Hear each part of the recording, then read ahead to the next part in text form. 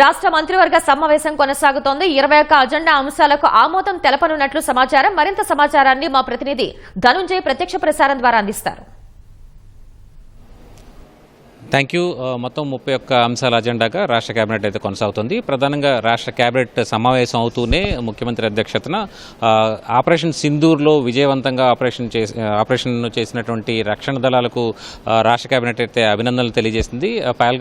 పహల్గామ్లో అమాయకులైనటువంటి పర్యాటకులపై దాడి చేసి హతమార్చినటువంటి ముష్కరులపై ఈ ఆపరేషన్ సింధూర్ చేయడం, వారి స్థావరాలు మట్టుబెట్టేలాగా ఈ ఆపరేషన్ విజయవంతం చేయడం పైన రాష్ట్ర కేబినెట్ అయితే అభినందనలు తెలియజేసింది రక్షణ దళాలకి. ప్రధానంగా అలాగే ఒక కీలకమైనటువంటి నిర్ణయాన్ని కూడా రాష్ట్ర కేబినెట్లో ప్రతిపాదించి చర్చించారు. దీనికి సంబంధించి అంటే ఏపీ పునర్విభజన చట్టం 2014లో 14కు సంబంధించినటువంటి అంశం పైన దీంట్లో అమరావతి రాజధానిగా చేరుస్తూ ఏపీ విభజిత ఆంధ్రప్రదేశ్కు అమరావతి రాజధాని పేరును పెట్టేలాగా చేర్చేలాగా ఒక ప్రతిపాదనని తీర్మానాన్ని కూడా రాష్ట్ర కేబినెట్ ఆమోదించింది. దీన్ని కేంద్ర ప్రభుత్వానికి పంపాలని చెప్పి కూడా రాష్ట్ర కేబినెట్ అభిప్రాయపడింది. వాస్తవానికి 10 ఏళ్లు ముగిసిన తర్వాత అంటే పునర్విభజన చట్టంలో భాగంగా ఏపీ తెలంగాణకు ఉమ్మడి రాజధానిగా హైదరాబాదే ఉంది. 10 ఏళ్ల పాటు కొనసాగినటువంటి హైదరాబాద్ స్థానంలో ఏపీ విభజిత ఆంధ్రప్రదేశ్కు అమరావతి పేరును చేర్చేలాగా ఈ ప్రతిపాదన అయితే రాష్ట్ర కేబినెట్ ముందుకు వచ్చింది. దీన్ని కేబినెట్ యథాతథంగా ఆమోదించి దీన్ని కేంద్రానికి పంపాలని చెప్పి కూడా నిర్ణయించింది. అలాగే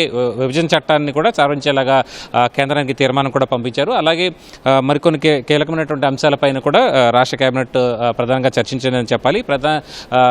గతంలో మత్స్యకారులకు చేసినటువంటి ఆర్థిక సాయానికి సంబంధించినటువంటి పెంపుకు సంబంధించినటువంటి రాటిఫికేషన్ కూడా రాష్ట్ర కేబినెట్ ఆమోదించింది. 10,000 నుంచి 20,000కి మత్స్యకారులకి ఆర్థిక సాయం అందించింది ఇప్పటికే రాష్ట్ర ప్రభుత్వం. వారి ఖాతాల్లో కూడా రాష్ట్ర ప్రభుత్వం ఈ సొమ్మును జమ చేసింది. దీనికి సంబంధించినటువంటి దీనికి సంబంధించిన నిర్ణయాన్ని రాటిఫై చేస్తూ రాష్ట్ర కేబినెట్ ఆమోదం తెలియజేసింది. అలాగే ప్రస్తుతం పారిశ్రామిక హోదా ఉన్నటువంటి పర్యాటక ప్రాజెక్టులన్నిటికీ కూడా వివిధ స్థాయిలో వివిధ ప్రాంతాల్లో పెద్ద మెగా ఈవెంట్స్ చేపట్టాలి. రాష్ట్ర వ్యాప్తంగా ఈ మెగా ఈవెంట్స్ చేపట్టేందుకు సంబంధించినటువంటి అంశానికి కూడా రాష్ట్ర కేబినెట్ ఆమోదాన్ని తెలియజేసింది. ఈ మెగా ఈవెంట్స్ నిర్వహించే అంశానికి సంబంధించి ఒక క్యాలెండర్ కూడా రూపకల్పన చేయాలని చెప్పి నిర్ణయించారు. అలాగే రాష్ట్ర వ్యాప్తంగా మున్సిపల్ శాఖ చేపట్టబోయేటువంటి 281 పనులకి హ్యామ్ మోడల్ హైబ్రిడ్ యాన్యుటీ విధానంలో ఈ పనులు చేపట్టేందుకు కూడా రాష్ట్ర కేబినెట్ ఆమోదాన్ని తెలియజేసింది. ఇక వైసీపీ హయాంలో ఆమోదించి కేంద్రం వద్ద పెండింగ్లో ఉన్నటువంటి 3 బిల్లులను కూడా వెనక్కి తీసుకోవాలని చెప్పి రాష్ట్ర ప్రభుత్వం నిర్ణయించింది. ఇందులో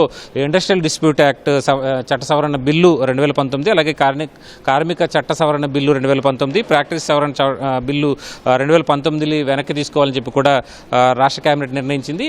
అలాగే మరికొన్ని అంశాలకు సంబంధించి కూడా రాష్ట్ర కేబినెట్ తీర్మానం చేసింది. వాస్తవానికి ప్రస్తుతం తీర ప్రాంతంలో దేశ సరిహద్దులో యుద్ధ వాతావరణం నెలకొన్న నేపథ్యంలో రాష్ట్రంలోని ఆంధ్రప్రదేశ్లో ఉన్నటువంటి కీలకమైనటువంటి ఇన్స్టాలేషన్స్, రక్షణ రంగ సంస్థలు, అలాగే ప్రాంతాల్లో పూర్తిస్థాయి భద్రతా ఏర్పాట్లు, అలాగే తీర ప్రాంత భద్రతకి సంబంధించి కూడా కొంత చర్చ అయితే చోటు చేసుకుంది. ప్రత్యేకించి తీర ప్రాంత భద్రత కావచ్చు, అలాగే రక్షణ రంగ పరిశ్రమలు, కీలకమైనటువంటి ఇన్స్టాలేషన్స్ వద్ద తీసుకోవాల్సినటువంటి జాగ్రత్తలు, అలాగే భద్రతకు సంబంధించి కూడా మంత్రులతో ముఖ్యమంత్రి చర్చించారు. అలాగే తల్లికి వందనం వచ్చే నెలకు సంబంధించి చేయాల్సినటువంటి సంక్షేమ పథకాలు సంబంధించి తల్లికి వందనం, అన్నదాత సుఖీభవ తదితర సంక్షేమ కార్యక్రమాలకు సంబంధించినటువంటి అంశంపై కూడా రాష్ట్ర కేబినెట్లో చర్చ చోటు చేసుకుంది. అలాగే ప్రధానంగా అమరావతి రాజధానిలో చేపట్టేటువంటి నిర్మాణాలకు సంబంధించినటువంటి అంశంపైన రాష్ట్ర కేబినెట్లో కూడా తీర్మానం చేశారు. ఎందుకంటే 47వ సిఆర్డీ అథారిటీ సమావేశంలో 1732 కోట్ల రూపాయల విలువైనటువంటి పనులకి ఆమోదం తెలియజేసింది. ఆ పనులనే యథాతథంగా కేబినెట్లో కూడా ఆమోదించారు. అలాగే వీటన్నిటికీ కూడా టెండర్ పిలవడం, అలాగే లెటర్ ఆఫ్ అగ్రిమెంట్ ఇచ్చేందుకు వీలుగా కేబినెట్ ఆమోదాన్ని తెలియజేసింది. ఇక రాజధాని ప్రాంతంలో వివిధ సంస్థలకి భూ కేటాయింపులకు సంబంధించి కూడా రాష్ట్ర కేబినెట్ ఆమోదాన్ని కూడా తెలియజేసింది.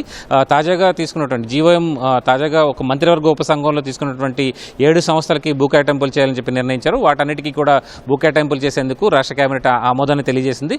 అలాగే ఇప్పటివరకు కూడా ఈ గతంలో 64 సంస్థల వరకు కూడా భూ కేటాయింపులు చేశారు. ప్రస్తుతం ఇంకా మరొక 7 సంస్థలకి మొత్తంగా 71 సంస్థలకి ఇప్పటివరకు భూ కేటాయింపులు జరిగినట్టుగా స్పష్టమవుతోంది. అయితే మొత్తంగా దీంట్లో 1052 ఎకరాలని వివిధ సంస్థలకి నిర్మాణాల కోసం రాజధాని ప్రాంతంలో భూ కేటాయింపులు చేశారు. దీంట్లో రిజర్వ్ బ్యాంకు, అలాగే వివిధ బ్యాంకులు, అలాగే వివిధ ప్రైవేట్ సంస్థలకు కూడా ఈ భూ కేటాయింపులు చేస్తూ రాష్ట్ర కేబినెట్ కూడా తీర్మానం చేసింది. ఇది ఇప్పటివరకు ఉన్నటువంటి అప్డేట్. కెమెరా పర్సన్ సైదక్తో కలిసి Dhananjay, ETV news, Amaravati. Over to studio.